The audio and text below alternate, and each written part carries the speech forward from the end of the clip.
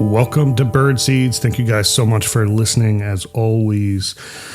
So we're kind of in this little series part here talking about Jammin. And again, to remind you, Jammin is my daily well-being checklist that I do every day.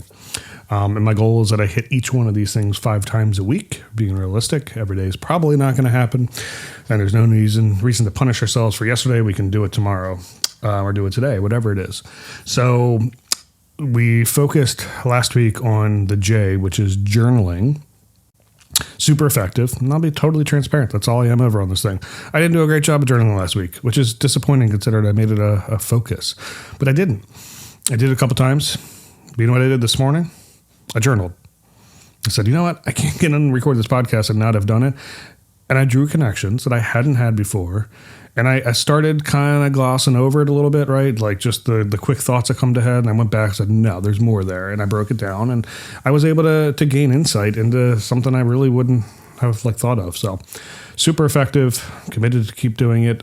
I highly recommend it to you. I hope it's something you do. If it's not, I hope it's something you add.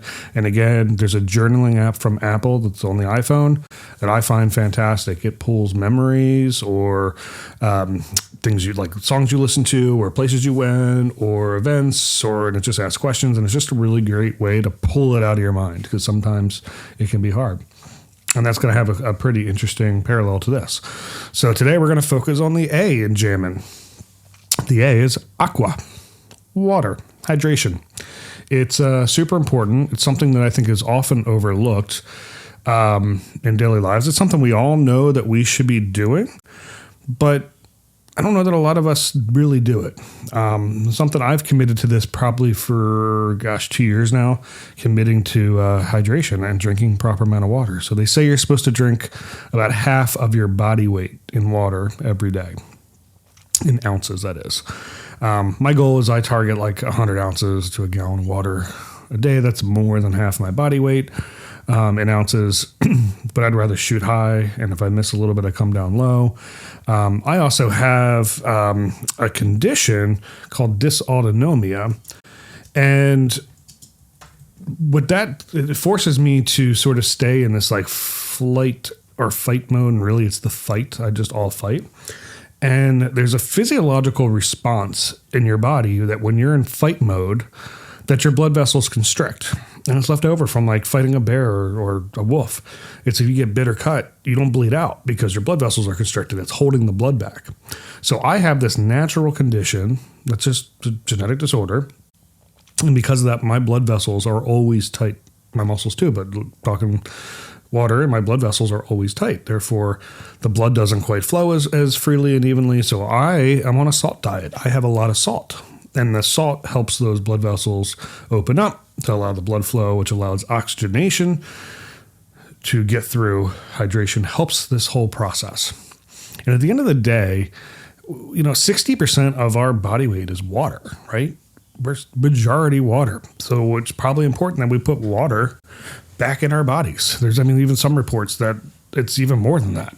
I'm looking right here. So according to Mitchell and others, in 1945, the brain and heart are composed of 73% water. So your brain and your heart, arguably the 2 most important things. Everything's important. Doesn't work without everything. But probably the 2 most important are 73% water. Lungs, pretty important, 83% water.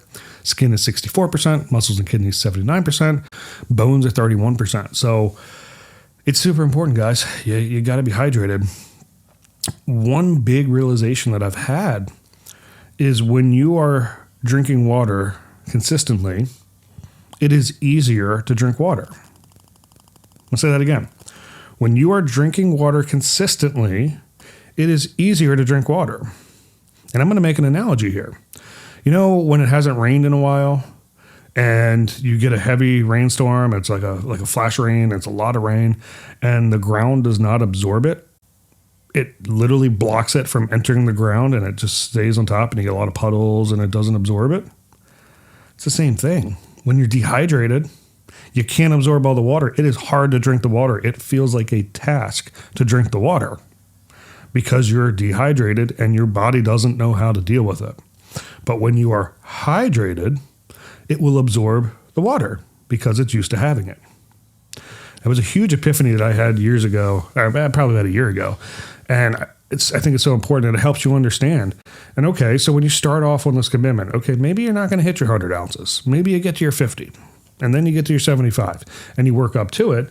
But I'll tell you, those days that I didn't get to it, busy day, whatever happened, I was on the road, whatever may be the reason it happens. And there are going to be reasons and they're legitimate reasons, and that's okay. The next day it's harder to drink the water that I want to drink. Now, how do I do it? How do I track it? How do I do it? I, for a while, carried a 1 gallon water jug. It's forget who makes it, but it's, Yeti, or it's not Yeti because it's cheaper than that. But it's literally this gigantic stainless steel insulated 1 gallon water jug. And I would carry that with me everywhere I went and drink from this thing. And it's this big ordeal to drink from it. Now, I did that for a marketing purpose. I've always been a big believer in doing something that makes people remember you. So when I would go to like an event, I would carry this thing and people are always going to remember the why is that big water jug? And it creates conversation. I'm focusing on hydration. You should do it too. But people are going to remember that.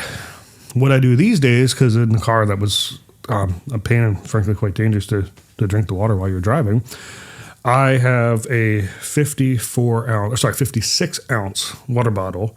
It fits into the door slot in my car. It's like this big. It's not even super insulated. That's fine. And maybe in the summer I'm going to have to switch this up when it's hot out, but it does fine.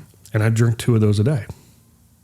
Well, I'm probably going to substitute a seltzer water in somewhere or a glass of water at a restaurant, and therefore I get to my goal. So if I drink 2 of those a day, it's 112 ounces, and my goal is to get to 128, but really 100. So I've already hit my bottom end goal of 100 right off the bat by drinking 2 of those.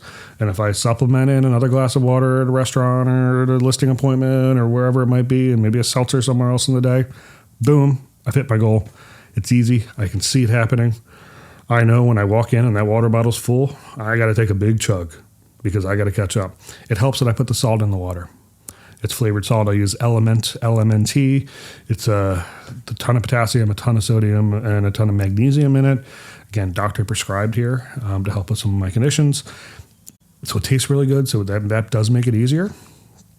But I'm telling you, water. So far in Jammin, we got J for journaling, A for Aqua. Make sure you drink your water. You need it. Thank you so much for listening. It's been Birdseeds. Have a wonderful day.